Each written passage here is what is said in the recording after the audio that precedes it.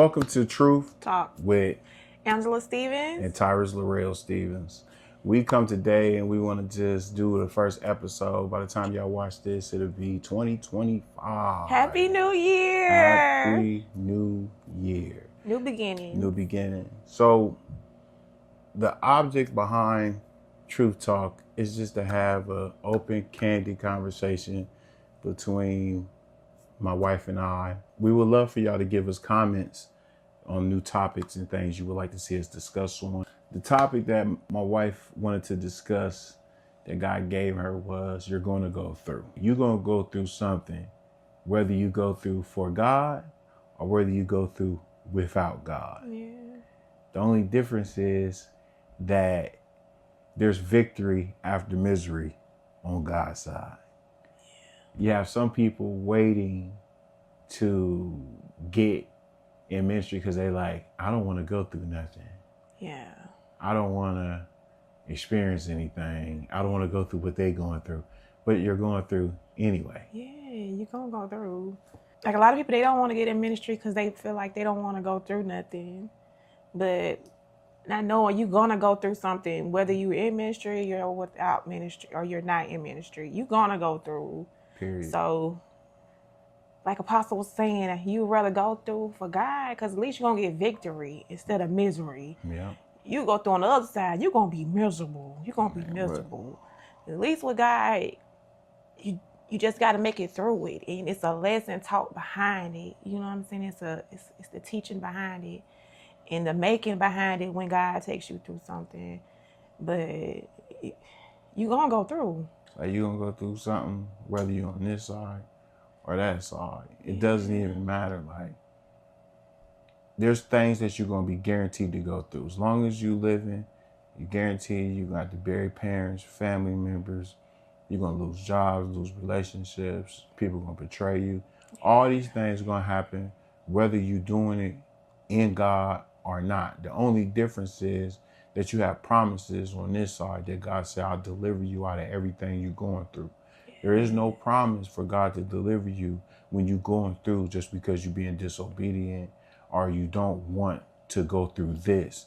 And what we do is we limit our experience with God because we'll say, I don't want to go through this. Yeah. I don't want to deal with that. But then God looking at you and saying, but you asking me for everything. Yeah. But you don't want to give me nothing.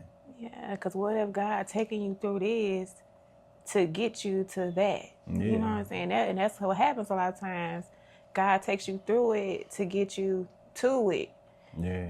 And we don't want to suffer, but the word says those who suffer with me will reign with me. Yeah. We want God to do all the suffering. We want him to do all the giving. It's like we ungrateful children. That's not what it sounds like. We spoiled. Yeah. We want everything our way. We want the popcorn place. We want it right then, right there. I don't want to have to go through to get it. Yeah. God, I did this for you. Like, you ain't did enough to, you know what I'm saying? Like, people thinking like, okay, I did all this for God. But what God has done for you, you can't do nothing to pay God. You know what I'm saying? Yeah. But a lot of people think, I did this for God. I shouldn't go through this. I shouldn't go through this. I did this, God. Why am I going through this? What?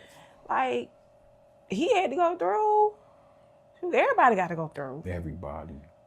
And I think that's the hard part is getting people to understand, like, you gonna go through something. Because a lot of times people think that when they go through, they're like, oh, I did something wrong. That's how I used to think. Like, oh, man, what did I do? Is God mad at me? Is he not pleased with me? Yeah. But he would just take it. I had to go through it to get to the other side. He was making me. He was making me in the process. Man, what? He was molding me. He was shaping me. Yeah, because this is like, what God be really changing is your mindset. That's why he take you through things, because our mind is shaped by the experiences that we have. And when you have the mindset that I don't want to go through nothing, even though you're going to go through things anyway, it's like getting stuck.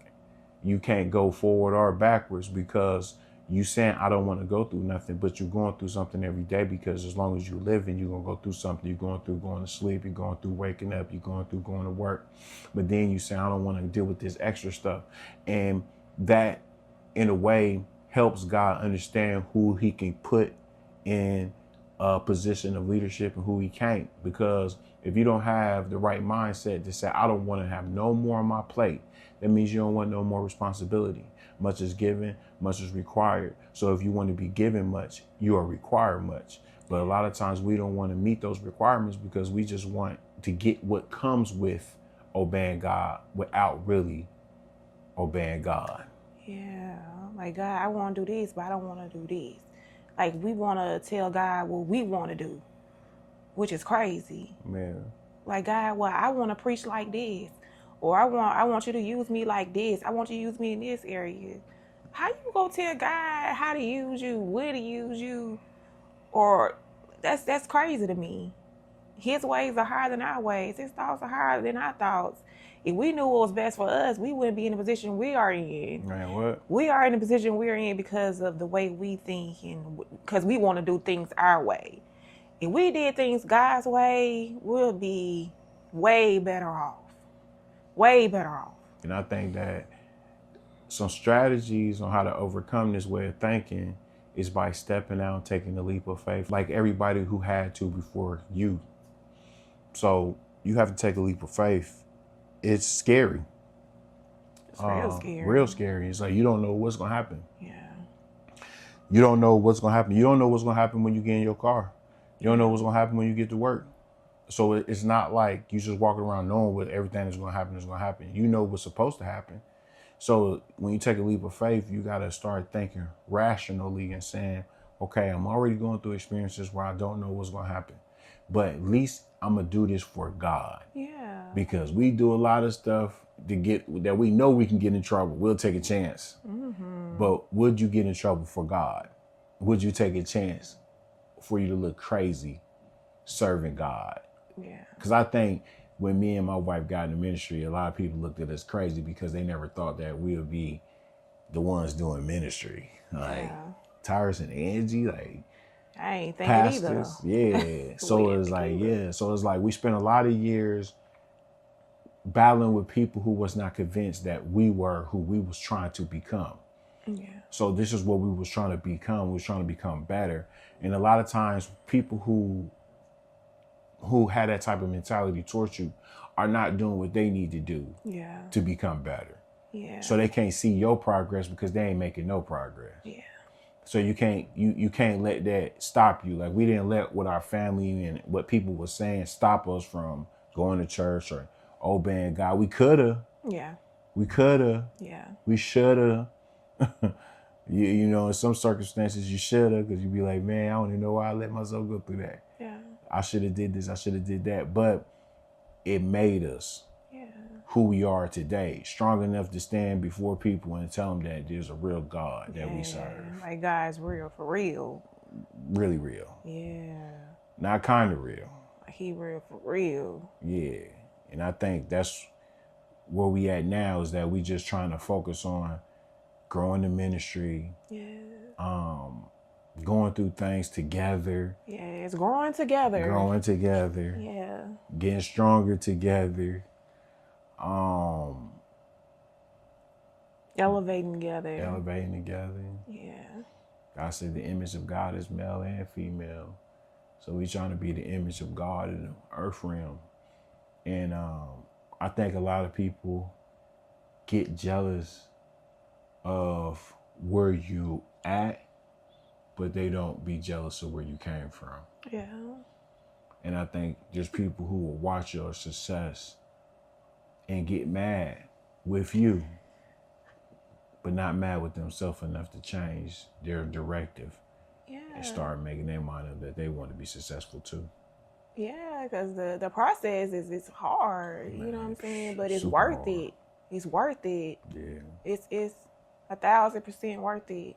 Yeah, it sucks. Yeah, but you just got to trust that process. You whatever God told you to do, whatever God said, you just got to trust it. Trust his word. And trust the process. Whatever he take you through, you got to just trust it until you make it to the other side. Until you make it to the other side, because it's not easy.